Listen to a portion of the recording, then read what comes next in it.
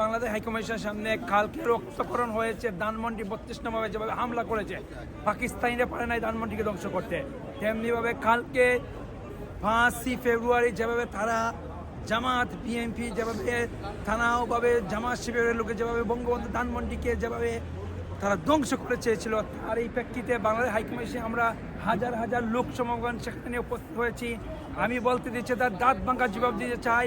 বঙ্গবন্ধুকে 15ই আগস্ট তারা হত্যা করেছিল, ভেবেছিল বঙ্গবন্ধুর নাম মিটিয়ে ফেলবে, কিন্তু ভুলে যায় নাই বঙ্গবন্ধুর ইতিহাস মুছে দেওয়া যাবে না।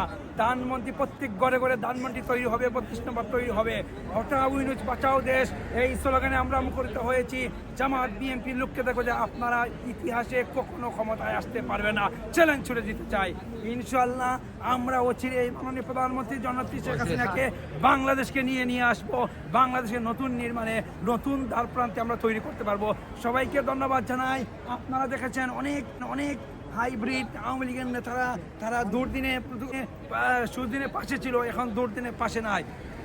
প্রত্যেক ইউনিটের প্রত্যেক প্রেসিডেন্ট সেক্রেটারিকে বলতে চাই, যদি আপনারা আজকে না আসেন হাইকমিশনে, অচিরেই আপনারা চুরি করে পদত্যাগ করেন, নাইলে প্রতিনিয়ত যেখানে আমরা পাবো আপনাদেরকে জুতা পিটো করে দল থেকে বিতাড়িত করবো।